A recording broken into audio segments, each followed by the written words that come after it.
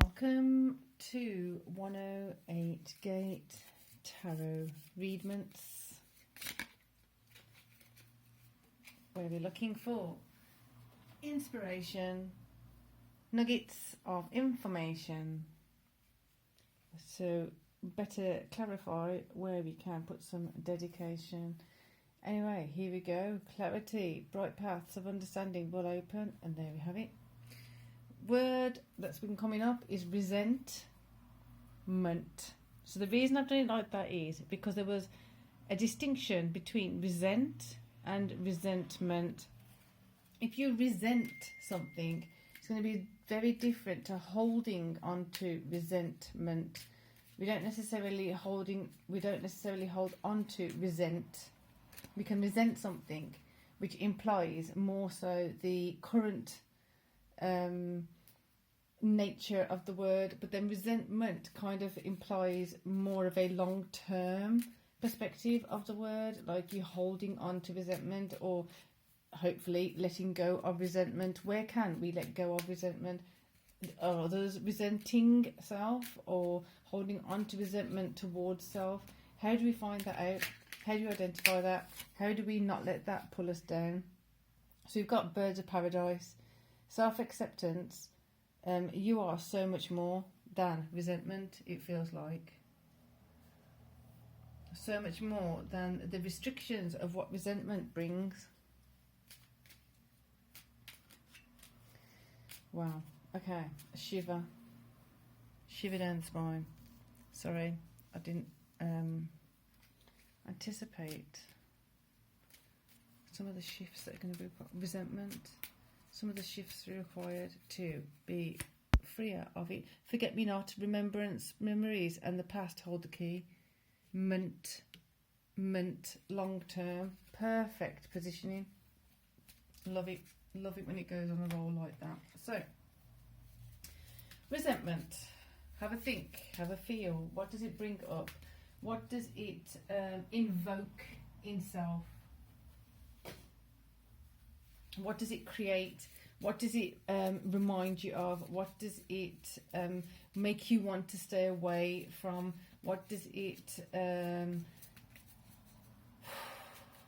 where does it keep you stuck, stopped, blocked from progressing forward? Where does it create energies of not being able to take your next step? Interesting cards fluttering out. Okay, we've got another one that's gone that way.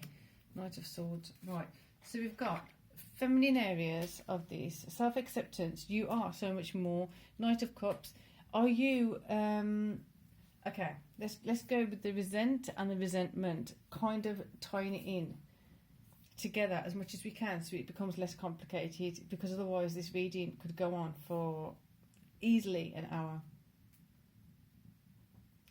So, self-acceptance, you are so much more. Have you accepted a mediocre expression of love or a lower acceptance of expression of love because of not having a higher quality perspective of self? Has there been a lower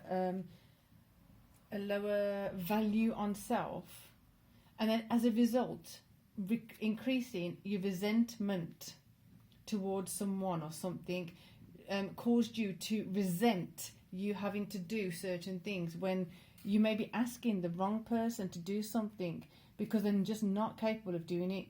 If we're asking someone to be someone they're not, who's that on? Is it on them or on self?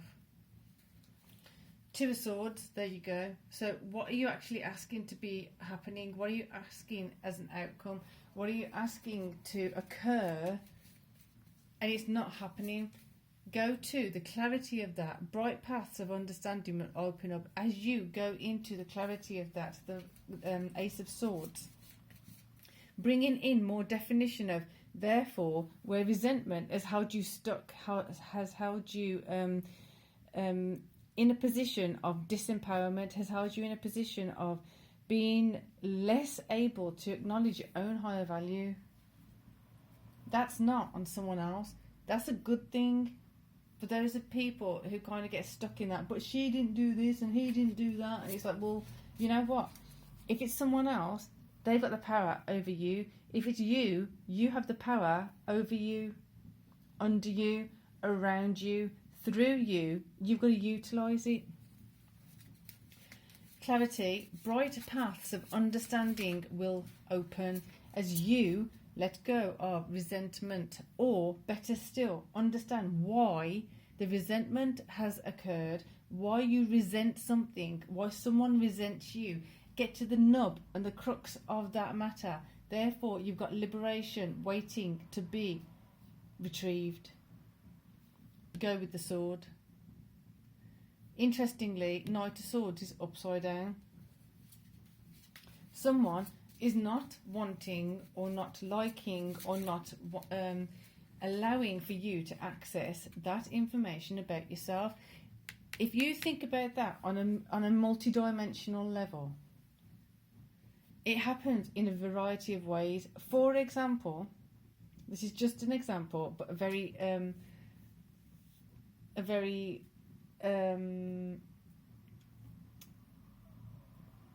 timely expression of it. Who reads the fine print of a contract?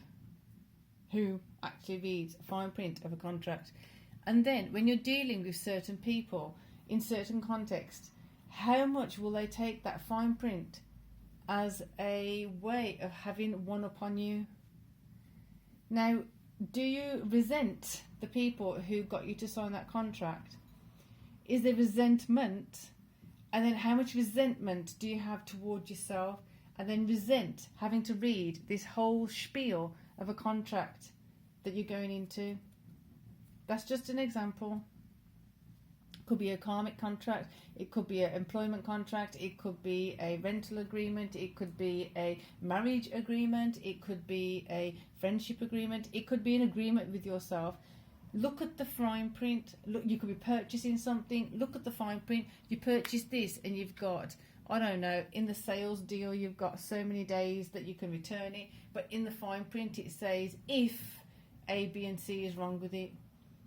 If you have all the packaging and you have no fingerprints and blah blah blah, blee blee blee on it, and then on and on and on it goes, where's the resentment then come in? Are you not being more diligent to look at the fine print, or the resentment of having that document there in the first place to having to read? How much time would we spend if we were looking at the fine print of stuff? How much time and effort and energy would we save if we started looking at the fine print? How many times would we make different decisions and choices if we were looking at the fine print properly? Interesting. Two cards have come out. They've flipped upside down in my hand. So we've got 4 of cards and Temperance on that Knight of Swords. So we need to get some temperate kind of attention to the details that we may have not paid attention to previously, therefore creating resentment, creating something to resent, instead of actually being in a position where we have something that's empowering us. It could be the very thing that's now creating energies of being resentful of it. What are you not seeing? What are you not seeing in this situation? Therefore, are you seeing what is in this situation? As you see more of it, because upside down, you'll be seeing it more so, or at least it could be coming in because of the Temperance being upside down as well. You can't see it. You can see it now; it's upright. You'll be able. You can't see it even more so if you're not even being calm. So being calm, going to the issue at hand. Seeing that the Knight of Swords is also upside down, not wanting to admit to certain details. The reason I'm saying that is because the swords, you got the swords there too, you got 2 swords there. The clarity is weak. Clarity, bright paths of understanding will open if you take the time to have a look at the fine print, if you take the time to have a look at your fine print. The fine print of your soul, the fine print of your boundaries, the fine print of what you expect for yourself, from others, towards yourself. What is it that you need to change? Memories and the past hold the key. Well, this is a treasure of exploration of the self. So, with that, I'm going to say, let's keep it sweet, let's keep it tidy, and peace of love.